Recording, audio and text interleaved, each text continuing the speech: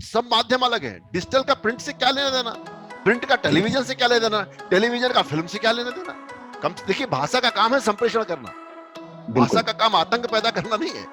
तो इस जी। नाते मैंने भी राजनीतिक लेखन रोक रखा है। कम्युनिकेशन से हम दुनिया जीत सकते हैं, तलवारों हथियारों की जरूरत नहीं है। हमारे नाम के बहुत से लोग हैं। देखिए, अकेलेपन का सबसे बड़ा साथी किताबें हैं। लोगों के बीच में, शासन सत्ता के बीच में संवाद बनाना, यही पत्रकारिता की जरूरत और उसकी भूमिका है। जेएमसी को सबसे पहले तो बधाई कि इतना बड़ा काम आप कर रहे हैं, और ऑनलाइन प्लेटफॉर्म के माध्यम से लोगों को जोड़ना और उनको तैयार करना, ये बहुत बड़ी बात है मुझे। हेलो जी, नमस्कार। मैं गौरव दुबे एक बार फिर आपके सामने उपस्थित हूं जेएमसी इंटरव्यूज में, एक नए शख्स के साथ, कुछ नए विचारों के साथ। आज जेएमसी इंटरव्यूज में जो शख्स हमारे साथ जुड़े हैं उनका नाम है प्रोफेसर संजय द्विवेदी। आपको बता दें, संजय द्विवेदी इस वक्त आईआईएमसी के अंदर डायरेक्टर जनरल है। इसके अलावा वो दैनिक भास्कर, हरिभूमि, नवदुनिया जैसे संस्थानों में भी काम कर चुके हैं, और साथ ही माखनलाल चतुर्वेदी विश्वविद्यालय में एक लंबा समय गुजार चुके हैं। तो चलिए शुरू करते हैं सिलसिला बातों का। तभी किसी ने बड़ा खूब कहा है कि सर मैं इसके नाज उठाता हूं, सो ये ऐसा नहीं करती, ये मिट्टी मेरे हाथों को मैला नहीं करती। बहुत सुंदर बात। आपने कई संस्थानों में काम किया है, इस वक्त आप आईआईएमसी के अंदर डायरेक्टर जनरल हैं। तो हम देखते हैं कि जहां आईआईएमसी पहला है भारत का पत्रकारिता एवं जनसंचार में, तो अब किस आयामों पर पहुंच रहा है वो। उस जमाने में, उस समय के कोर्स हुआ करते थे, अब किस तरह के परिवर्तन उसमें आ रहे हैं, और अब जो बच्चे वहां पर आएंगे वो क्या परिवर्तन वहां देखेंगे। देखिए, Indian institute of mass communication 1965 में, 1965 में श्रीमती इंदिरा गांधी जब देश की सूचना जी। प्रसारण मंत्री बनी, तो उन्होंने भारतीय सूचना सेवा, इंडियन इंफॉर्मेशन सर्विसेज के ऑफिसर्स की ट्रेनिंग के लिए इसको शुरू किया। दरअसल ये जी। सूचना प्रसारण मंत्रालय की एकेडमी है। जैसे आईएएस की एकेडमी मंसूरी में है, आईपीएस के लिए हम हैदराबाद जाते हैं, वैसे इंडियन इंफॉर्मेशन सर्विसेज, जो एलाइड सर्विसेज आईएएस की, उसके जो बच्चे होते हैं उनकी यहाँ पर ट्रेनिंग होती है। तो मूल तो इसका काम यही था प्रारंभ के दिनों में, उसीलिए इसको प्रारंभ किया गया था यूनेस्को की मदद से। और बाद के दिनों में यहाँ पर कुछ कोर्स भी प्रारंभ किए गए, जैसे 5 डिप्लोमा कोर्स हम लोग इस समय यहाँ चलाते हैं। इसके अलावा जो हमारे 5 अन्य परिसर हैं, एक हमारा परिसर केरल में है, दूसरा परिसर हमारा अमरावती महाराष्ट्र में है, तीसरा परिसर जम्मू कश्मीर में, जम्मू शहर में हमारा कैंपस है, एक कैंपस हमारा नॉर्थ ईस्ट में है, आइजोल में, और एक जी। कैंपस हमारा जो है ढेंकानाल उड़ीसा में है। ऐसे देश के 5 अलग अलग क्षेत्रों में 5 परिसर हैं, 5 राज्यों में, और दिल्ली का परिसर, कुल मिला के 6 परिसर हमारे पास हैं। इन 6 जी। परिसरों में अलग अलग डिप्लोमा चलते हैं। जैसे हमारा उड़ीसा का कैंपस है, वहां पर हम अंग्रेजी पत्रकारिता और उड़िया पत्रकारिता कोर्स चलाते हैं। दक्षिण का केरल का जो परिसर कोट्टयम का, उसमें हम मलयाली पत्रकारिता और अंग्रेजी पत्रकारिता का कोर्स चलाते हैं। अमरावती वाले कैंपस में हमारा मराठी का कोर्स चलता है, और इसके अलावा अंग्रेजी जर्नलिज्म का कोर्स चलता है। जम्मू में हम अभी सिर्फ इंग्लिश जर्नलिज्म कोर्स चला रहे हैं, वहाँ बड़ी भव्य परिसर बनकर तैयार है। माननीय प्रधानमंत्री श्री नरेंद्र मोदी जी ने उसका शिलान्यास किया था पिछले दिनों, और लगभग पूर्णता की ओर है। मुझे लगता है मार्च में बनकर तैयार हो जाएगा, 30 मार्च तक, और अगला जो सत्र है वो उस परिसर के अंदर चलेगा। इसके अलावा जो आइजोल में हमारा कैंपस है वो भी बनकर तैयार है, बहुत सुंदर कैंपस बना है, और पहाड़ियों के बीच में जैसा वहाँ का प्राकृतिक सारा वो है, और वहां पर हम अंग्रेजी जर्नलिज्म का कोर्स चला रहे थे। इन सब परिसरों में कुछ कुछ कोर्स और प्रारंभ करेंगे। और दिल्ली का जो हमारा मेन परिसर है, मुख्य परिसर है, अरोड़ा आसफ अली रोड जेएनयू के पास, इस कैंपस में हम अंग्रेजी पत्रकारिता, हिंदी पत्रकारिता, उर्दू पत्रकारिता, एडवर्टाइजिंग और पब्लिक रिलेशन में डिप्लोमा, और इसके साथ साथ जो है टीवी और ब्रॉडकास्टिंग को लेके कोर्स चलाते हैं, टीवी मीडिया को लेके। तो ऐसे 5 कोर्स यहाँ जी। पे चलते हैं। तो ये इसकी एक तरह से रचना है। और इसके अलावा कुछ पब्लिकेशंस का काम भी हमने प्रारंभ किया है। जी। जैसे हमारा एक बहुत ही पुराना जर्नल है, रिसर्च जर्नल है कम्युनिकेटर, उसको हमने फिर से जी। रिलॉन्च किया है बड़े अच्छे स्वरूप में। और इसके साथ साथ हिंदी का जो हमारा रिसर्च जर्नल है, वो उसका नाम संचार सृजन है, उसको भी रिलॉन्च किया है बड़े उसमें। और केयर लिस्ट में दोनों पत्रिकाएं हमारी लिस्टेड हैं, यूजीसी केयर लिस्ट में। इसके अलावा हमने अभी एक नई पत्रिका प्रारंभ की है जिसका नाम है राजभाषा विमर्श। वो राजभाषा को जी। लेकर के पत्रिका, हिंदी की राजभाषा के प्रचार प्रसार, उसके स्थापत्य के लिए। हम्म। और दूसरी पत्रकारिता शुरू की, संचार सृजन, बाइलिंगुअल मैगजीन है जो दोनों भाषाओं में छपती है, उसमें सामयिक विषयों पर आर्टिकल रहते हैं। और इसके साथ साथ एक आईआईएमसी न्यूज़लेटर करके हमने एक प्रकाशन जी। प्रारंभ किया है, जिसमें आईएमसी की जो गतिविधियां पूरे महीने की, उसकी जानकारी उसमें रहती है। तो इस तरह 5 पब्लिकेशंस इस समय आईएमसी के पास हैं। एक बहुत बड़ी योजना हमारी चल रही है कि हम अंग्रेजी में बहुत पाठ्य पुस्तकें हैं, पर हिंदी और जी। भारतीय भाषाओं में पाठ्य पुस्तकों का अभाव है, उससे बच्चे परेशान होते हैं। तो हिंदी और हम्म, भारतीय भाषाओं में पाठ्य पुस्तक लेखन की योजना बनाई है। 31 तारीख उसकी लास्ट डेट है। हमने प्रस्ताव मंगाए हैं शिक्षकों से, पत्रकारों से, टेक्स्ट बुक्स के लिए। तो हिंदी में पहले एक चरण में भी हिंदी की टेक्स्ट बुक्स प्रारंभ कर रहे हैं छापना, और मुझे लगता है कि साल के अंत तक कुछ अच्छी किताबें बच्चों के लिए तैयार हो जाएंगी। जी सर। तो बिल्कुल जैसा कि आपने बताया सर, आईआईएमसी के अंदर किन किन जगहों पर उनकी संस्थान है, मूलतः अगर हम देखें तो हर जगह भाषा का ही फर्क आ रहा है। तो आप किस तरह से देखते हैं सर? मेरा अगला जो सवाल है वो इसी पर है कि किस भाषा को आप भारत के अंदर देखते हैं कि जो भाषाई पत्रकारिता में जो छात्र आगे कर रहे हैं, पत्रकारिता के कोर्स कर रहे हैं, किस भाषा पे उनको अब ज्यादा ध्यान देना चाहिए? भविष्य किस भाषा के लिए है? देखिए, मेरा मानना है कि भाषाओं का ही भविष्य है, क्योंकि हमारी जो एक एक भारतीय भाषाएं हैं वो अपने आप में बहुत बड़ी पाठक संख्या लेके खड़ी हैं। जैसे जी। आप देखें कि हमारा फोकस हिंदी और अंग्रेजी पे बहुत रहता है, हम्म। पर हिंदी अंग्रेजी के अलावा भी हमारी जो भारतीय भाषाएं हैं उनका बहुत बड़ा एक व्यवसाय और बाजार जी। है। सभी राज्यों के लोग आज सारे जी। ग्लोब पर बसते हैं। इस नाते हमारी भारतीय भाषाओं का एक आधार वैश्विक हो चुका है आज की तारीख में। इसलिए हमें हिंदी अंग्रेजी के साथ साथ अपनी भारतीय भाषाओं को भी प्रमोट करने का काम करना पड़ेगा, उनको जी। उनका अधिकार देना पड़ेगा। और मुझे लगता है ये काम भारतीय जनसंचार संस्थान जैसी संस्थाओं को करना चाहिए, और हम इसे कर भी रहे। बिल्कुल सर। तो जैसा कि सर जिक्र निकला है आईआईएमसी का, एक बहुत मूलतः जो प्रश्न उठता है, आईआईएमसी का जो एंट्रेंस एग्जाम है, यहाँ पर कोर्सेज करना तो एक अलग बात है, लेकिन बच्चों के लिए यहाँ का जो एंट्रेंस एग्जाम है उसी को क्रैक करना एक बहुत बड़ी बात हो जाती है। तो आपकी तरफ से क्या टिप्स रहेंगी? आप डायरेक्टर जनरल की पोजीशन पर हैं, क्या आपकी सलाह रहेगी बच्चों के लिए, किस तरह देखिए, से वो तैयारी करें? टिप्स तो यही है कि क्योंकि ये जो हमारा एग्जाम होता है पिछले 2 वर्षों से हम इसको अभी ऑनलाइन मोड पे ही करवा रहे हैं, और जी। ऑनलाइन एग्जाम कराने के नाते हमको एक एजेंसी की मदद लेनी पड़ी, एनटीए, नेशनल टेस्टिंग हम्म, एजेंसी के माध्यम से हमारा एग्जाम जब से मैं आया हूँ 2 वर्षों जी। से, क्योंकि मैं कोरोना काल में आया, तो पिछले हाँ। 2 हमारे जो एंट्रेंस एग्जाम हुए हम्म, वो हमारा एनटीए के माध्यम से हुए, उसको आईएमसी ने खुद कंडक्ट नहीं किया, नेशनल टेस्टिंग जी। एजेंसी के माध्यम से इनके एग्जाम हुए। हम्म, और जो हमारा पुराना फॉर्मेट था एग्जाम का, वो फॉर्मेट इस तरह का था कि हम एक लिखित परीक्षा लेते थे, जी। उसमें कुछ ऑब्जेक्टिव टाइप के सवाल भी होते थे, कुछ लिखने के लिए भी हम बच्चों को दिया करते थे, उसके हम्म, साथ साथ उनका इंटरव्यू भी हुआ करता था। हम्म, कोरोना काल में संभव नहीं हो पाया ये सारा कर पाना, तो हम इंटरव्यूज नहीं कर पाए बच्चों के, हम्म, और हमने ऑब्जेक्टिव वस्तुनिष्ठ प्रश्न वाली के माध्यम से हमने जी। परीक्षाएं ली हैं। तो कई बार इसकी नुक्ताचीनी भी हुई, पर ये मजबूरी का धर्म है हम्म, कि हम बच्चों को बुला नहीं सकते, इकट्ठा नहीं करा सकते, और जी। ऑनलाइन एग्जाम के भी लिमिटेशंस होती हैं कि आप उसमें बिल्कुल। क्या कर सकते हैं। तो इस नाते हमने ऑब्जेक्टिव उस पर किए।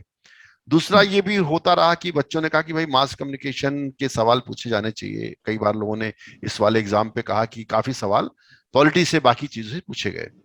जी। मेरा उस पर तर्क ये है, क्योंकि इसमें सब स्ट्रीम का बच्चा आता, हम योग्यता मांगते, हम बीए मास कम्युनिकेशन नहीं मांगते अपने डिप्लोमा के लिए, हम योग्यता मांगते हैं किसी भी क्षेत्र में, किसी भी हम्म, फील्ड से वो बीए बैचलर करके आया हो। वो बीटेक का बच्चा ओके। हो सकता है, वो बच्चा डॉक्टरी का हो सकता है, एमबीबीएस का हो सकता है, किसी जी। अन्य बीए बीकॉम बीएससी कुछ भी करके आ सकता है। ये तो हम्म, आवश्यक नहीं कि हर बच्चा जो है बीए मास कम्युनिकेशन करके आया होगा।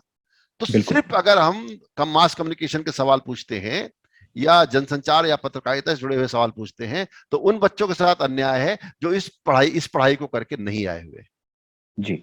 ठीक है, क्योंकि हमने बैचलर योग्यता रखी। बैचलर किसी भी स्ट्रीम का हो सकता है, वो साइंस का बच्चा हो सकता है, टेक्नोलॉजी का बच्चा हो सकता है, कंप्यूटर आईटी का हम्म, बच्चा हो सकता है, कोई बच्चा एडमिशन ले सकता है। तो इसलिए हमने उसमें मास कम्युनिकेशन के सवाल थोड़े कम किए। लगभग 30 के जी। आसपास सवाल हैं जो हम्म, पत्रकारिता, जनसंपर्क, मीडिया जो कह लो उससे जुड़े हुए हैं। हम्म, बाकी जो 70 सवाल हैं वो बाकी विषयों से जुड़े हुए हैं। तो एक ओवरऑल जो सामान्य बच्चा है उसके लिए थोड़ा अब ये प्रश्न पत्र मुझे लगता है आसान भी है, और उसके लिए जी। ज्यादा, क्योंकि वो जो जनरल नॉलेज की जो चीजें हैं वो तो सभी बच्चे तैयारी हम्म, करते हैं, सब पढ़ते ही हैं। जी। तो उस नाते ये थोड़ा सा इस तरह का, इसमें एक तरह का परिवर्तन भी है।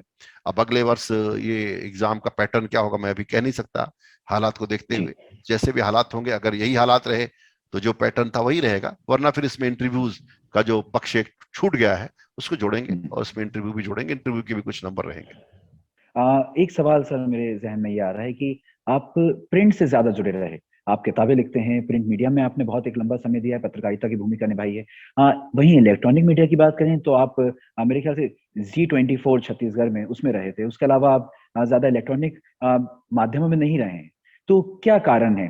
किस तरह से आप ये देखते हैं, क्या इलेक्ट्रॉनिक मीडिया से बेहतर मानते हैं आप प्रिंट मीडिया को?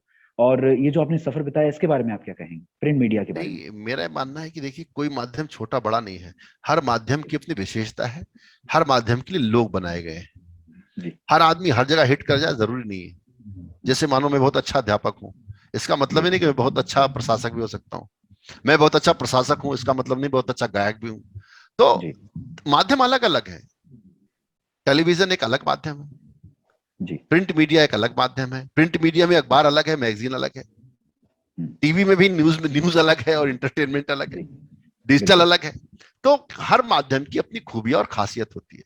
जी। आवश्यक नहीं कि हर माध्यम में आप उतने ही सफल हों या हर माध्यम आपको उतना ही आकर्षित करे। हम्म, तो हर माध्यम की कुछ विशेषताएं हैं, वो आपको सीखनी पड़ती है, अपने अंदर लानी पड़ती है। हमने भाई, हम लोग कोई अभिनय तो है नहीं, हमने सब आके यही सीखा है। जी। उस समय हमारे टाइम में प्रिंट का जमाना था, हम प्रिंट के मास्टर हो गए। टीवी बिल्कुल होता टीवी के हो जाते। आजकल छोटे छोटे बच्चे डिजिटल के मास्टर हैं। हमारी सही बात बच्ची है। हमको 7 साल की बच्ची हमें हमारे मोबाइल के बारे में बता देती कि इसमें क्या प्रॉब्लम है, कैसे क्या होगा, कैसे क्या खुलेगा, क्या होगा।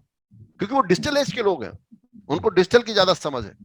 तो वो, जैसे कई लोग ये बात कहते हैं कि भाई जिसको सफल होना है टेलीविजन में या डिजिटल में, थोड़े इसमें प्रिंट में काम करना चाहिए। मैं इस अवधारणा को नहीं मानता। मैं हम्म, मानता हूं कि सब माध्यम अलग है। डिजिटल का प्रिंट से क्या लेना देना, प्रिंट का जी। टेलीविजन से क्या लेना देना, टेलीविजन का फिल्म से क्या लेना देना।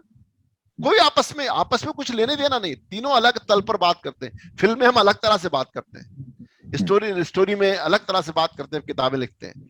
अखबार में अलग तरह से बात करनी पड़ती, डिजिटल में अलग तरह से बात करनी पड़ती, टेलीविजन पे अलग तरह से बात करनी पड़ती। ये माध्यम एक दूसरे के पूरक हो सकते हैं, पर एक हम्म, दूसरे के पर्याय नहीं है। पर्याय नहीं, पर्याय बिल्कुल। नहीं है। हर माध्यम के लिए विशेष योग्यताएं चाहिए। इसके अलावा एक आखिरी इस सेक्शन का एक आखिरी प्रश्न मैं आपसे पूछूंगा। आपने कई किताबें लिखी हैं सर, आपकी किताबों लिखने में रुचि भी बहुत है। और हम एक चीज यहाँ ये देखते हैं, जो आपको चाहने वाले हैं, जो आपको पढ़ते हैं, जो आपको जानते हैं, उनका मानना भी ऐसा है कि आपकी किताब लिखने की शैली बहुत अलग है बाकियों से। तो इस शैली को आप किस तरह से डिफाइन करेंगे, क्या बताएंगे अपनी शैली के बारे में? किस तरह से आप लिखते हैं और इससे बच्चे क्या सीख सकते हैं? देखिए, मेरा मानना है कि मैं कोई शास्त्रीय लेखक तो हूं नहीं, ना मैं कोई बहुत साहित्य के बारे में जानता हूं। मेरा जी। जो लेखन है वो बहुत सहज सरल लेखन है। क्योंकि मैं मूलतः पत्रकार हूं और आज भी अपने को पत्रकार मानता हूं। ठीक है, आपने मुझे डीजी जी। बना दिया, आप लोगों ने दुआएं देके, तो मैं अपने को मूलतः पत्रकार मानता हूं। और क्योंकि हम मास कम्युनिकेशन के लोग हैं, आपके पीछे मास कम्युनिकेशन लिखा, मेरे पीछे भी लिखा, ठीक है, आपने कहा। बिल्कुल सर। क्योंकि मास कम्युनिकेशन के लोग हैं तो हम उसी भाषा में कम्युनिकेट करना चाहते हैं जिस भाषा को ज्यादातर लोग समझते हैं। तो हम्म, मेरा आग्रह रहता है, सरल सहज भाषा हो, जी। उसमें विषय कुछ भी हो सकते हैं। अगर हम सरलता के, सहजता के साथ कठिन से कठिन विषय को प्रस्तुत करते हैं तो लोग हम्म, उसमें रुचि लेते हैं।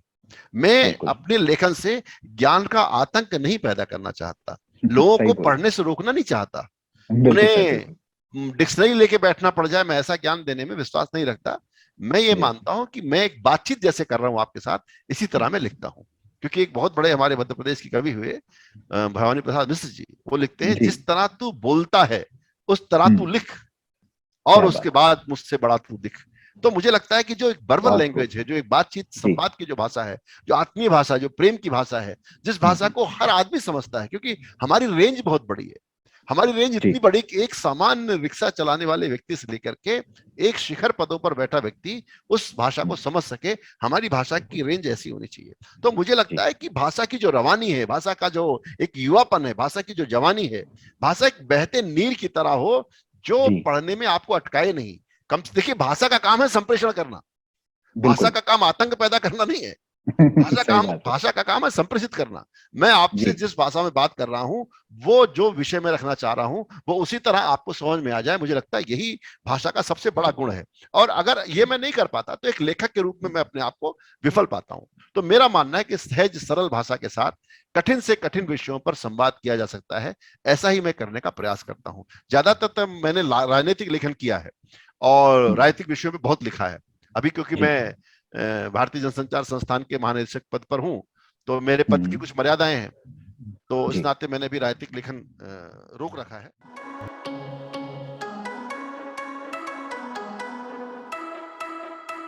तो बिल्कुल सर, इस सेक्शन को हम यहाँ खत्म करते हैं और अगले सेक्शन में जाते हैं। अगले सेक्शन की मैं आपको जानकारी इस तरह से दूं कि इसका नाम है सर जरा रफ्तार से। यहाँ मैं आपके सामने पत्रकारिता के क्षेत्र से या आपके जीवन से संबंधित एक शब्द बोलूंगा, उसको आप किस तरह से अपने अनुभव के हिसाब से एक सेंटेंस में या एक शब्द में उसको डिस्क्राइब करते हैं, वो मैं यहाँ पे। तो चलिए सर शुरू करते हैं, सिलसिला जरा रफ्तार से। सर पहला शब्द है प्रिंट। प्रिंट इसको मेरी किस तरह से जिंदगी है, प्रिंट के बिना मैं कुछ नहीं हूँ। बिल्कुल सर। तो इसके बाद हम दूसरे शब्द पे जाते हैं। आपने जिक्र किया था परिवार का, कि हर एक जो सुबह दूध लेकर आता है वो भी आपके सदस्य हो जाता है परिवार का, वो भी आपकी जिंदगी का एक हिस्सा हो जाता है। तो परिवार शब्द को आप किस तरह से देखते हैं? परिवार भारत की आत्मा है, जिस दिन परिवार नहीं होंगे भारत समाप्त हो जाएगा। क्या बात, बहुत खूबसूरत सर। एक शब्द इसमें मैं यह जोड़ना चाहूंगा, जो आपके पीछे भी है, मेरे पीछे भी है, और जिसने हमको बहुत आगे तक बढ़ाया है, कम्युनिकेशन। कम्युनिकेशन से हम दुनिया जीत सकते हैं, तलवारों हथियारों की जरूरत नहीं है। क्या एक शब्द सर हमेशा इस सेक्शन में मेरा रहता है, जो शायद फिक्स है हमेशा के लिए। इस शब्द पर आपका क्या रिएक्शन रहेगा? संजय द्विवेदी। संजय द्विवेदी मैं क्या कहूं, हमारे नाम के बहुत से लोग हैं। पर आप अपने आप को किस तरह से देखते हैं सर? मैं अपने आप को भारत माँ के एक बेटे की तरह देखता हूँ, जो अपनी माँ को सुखी, संपन्न और वैभवशाली देखना चाहता है। एक शब्द इसमें मैं और जोड़ूं, किताबें। किताबों का आपको बड़ा शौक है, किताबों के बारे में क्या कहेंगे? देखिए, अकेलेपन का सबसे बड़ा साथी किताबें हैं। जब आप अकेले में होते हैं तो किताबें आपको बहुत मदद करती हैं। किताबें आपको एक पूरा अनुभव देके जाती है, क्योंकि देखिए एक जिंदगी हम अपनी जिंदगी जीते हैं, पर दूसरे की जिंदगी के अनुभव हम किताबों से महसूस कर सकते हैं। तो बिल्कुल सर, इस सेक्शन को हम यहाँ पे विराम देते हैं, आगे बढ़ते हैं। आगे बढ़ते हैं। हमारा जो इस इंटरव्यू का लास्ट सेक्शन है उसका नाम है घर की बात, जहां हम बिल्कुल कैजुअल तरह से जो हमारा जो प्लेटफॉर्म है उसके बारे में हम आपसे बात करते हैं। तो पहले तो मैं एक छोटा सा इंट्रो आपको देना चाहूंगा कि जो जेएमसी स्टडी हब प्लेटफॉर्म है, जिस प्रकार से आईआईएमसी भारत की पहली फिजिकल तौर पर, तो इसको हम एक लर्निंग प्लेटफॉर्म बना रहे हैं। ये भारत का पहला एक वर्चुअल प्लेटफॉर्म हम इसको कहेंगे। जेएमसी को सबसे पहले तो बधाई कि इतना बड़ा काम आप कर रहे हैं, और ऑनलाइन प्लेटफॉर्म के माध्यम से लोगों को जोड़ना और उनको तैयार करना, ये बहुत बड़ी बात है मुझे लगता है, और हिंदुस्तान जैसे देश में बहुत जरूरी है, क्योंकि इसका जो एक ज्योग्राफी है इतनी बड़ी है कि हर आदमी तक सब चीजें पहुंचाना संभव नहीं है।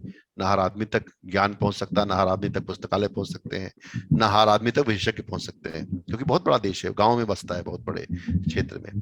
तो मैं बहुत बधाई देता हूँ आपको इस प्रोजेक्ट के लिए, और मुझे लगता है कि आपने जो काम प्रारंभ किया है वो काम जो है बहुत सामयिक है, वो टाइम पे चालू किया गया है, और इसके माध्यम से अनेक लोग लाभान्वित होंगे, और लोगों की दुआएं भी आपके लोगों को मिलेंगी।